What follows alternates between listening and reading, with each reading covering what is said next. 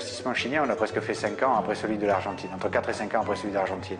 Et on est passé à Lolol, et c'est là qu'on a vraiment vu ce village, on y est resté, on a été un peu plus loin. Et cette fin de la vallée de Colchagua là, qui s'ouvre sur Lolol, là, avec le village de Lolol, ça vraiment, ça nous a plu. On a commencé à tourner dans la région et on a rencontré une famille qui est là depuis des années et ils se sont divisés de cousin en cousin avec Allende. Et alors, ils sont pas un millier, mais ils sont une bonne centaine de propriétaires dans la région. Et on en a fini par en trouver 7 à mettre ensemble, qui ont accepté de nous vendre en l'open terre. Et en faisant les études de sol, je me suis aperçu que c'était un superbe terroir à planter. Donc du coup, on a planté presque 35 hectares sur place. Et on a fait une espèce de petite bodega qui ressemble à un petit château bordelais avec toute son atmosphère.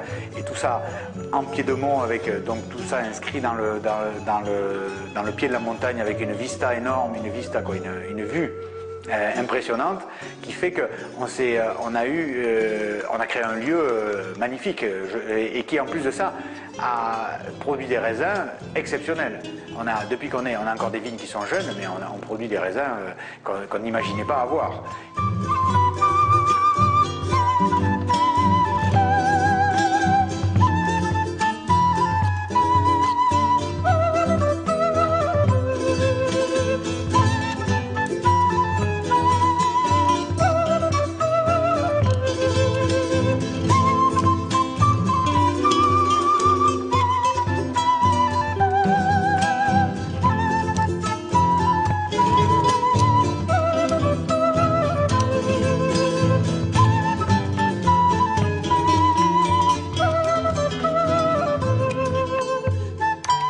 Climatique, on est plus près de la mer que le reste de la vallée de Colchagua.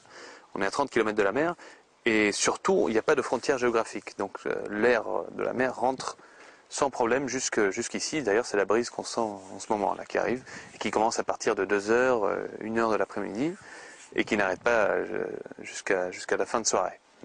Donc ça permet de rafraîchir d'une part la température et d'autre part d'apporter de l'humidité ambiante, ce qui est indispensable pour que les feuilles travaillent et que tous les métabolismes primaires de production de sucre ou secondaires de production d'arômes et de tanins et compagnie se fassent sans problème et ne restent pas bloqués par un excès de chaleur.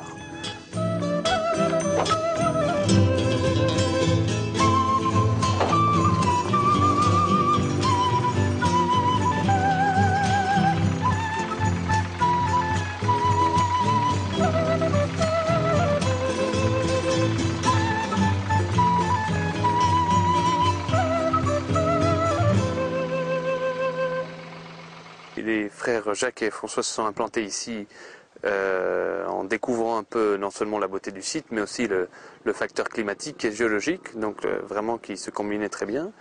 Et ont lancé ce projet en 2000 pour faire vraiment un de leurs plus petits projets et de leurs projets de plus grande qualité. On fait les vins les plus chers ici, de toute la compagnie de Jacques et François Berthaud.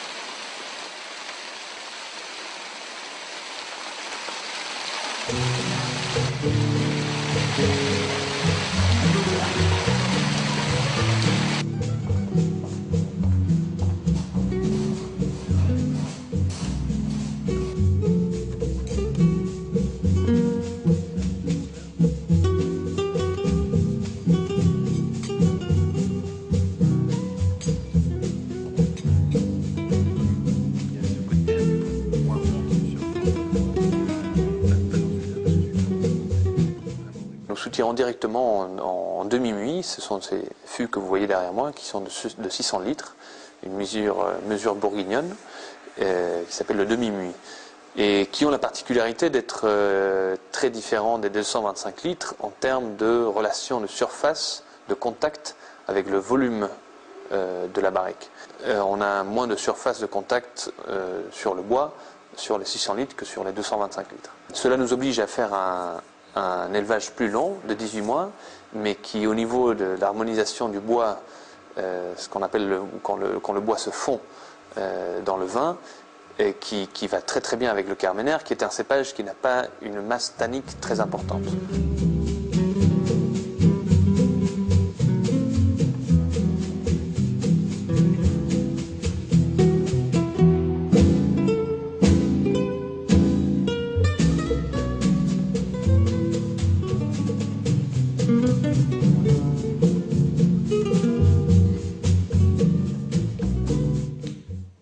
je suis très bien adapté au climat et aux gens locaux. Je n'ai aucun remords d'avoir passé mes dernières 4 ans ici, quoi. Au contraire, je suis vraiment très heureux, ça se passe très bien.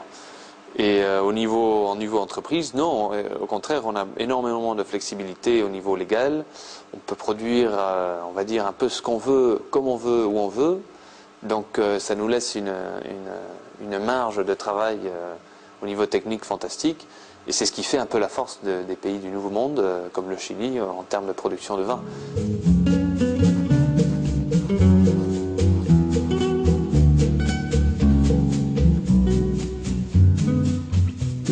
Il y a cette atmosphère chilienne économique qui est beaucoup plus ouverte que l'Argentine. En Argentine, on a pris des risques financiers à travers la dévaluation, on a pris des risques aussi dans un pays où l'économie est impossible à cerner, quoi. On ne sait jamais ce qui se passe. Tandis qu'au Chili, c'est quand même une économie mondiale forte, qui tient bien, qui se débrouille bien, qui résiste à tout, même au tremblement de terre. Et c'est un pays qui a une certaine force financière. Et donc ça a été beaucoup plus facile d'apporter les fonds, de gérer nos achats sur place, quoi. Ça a été beaucoup plus, c'était plus tranquille, je dirais.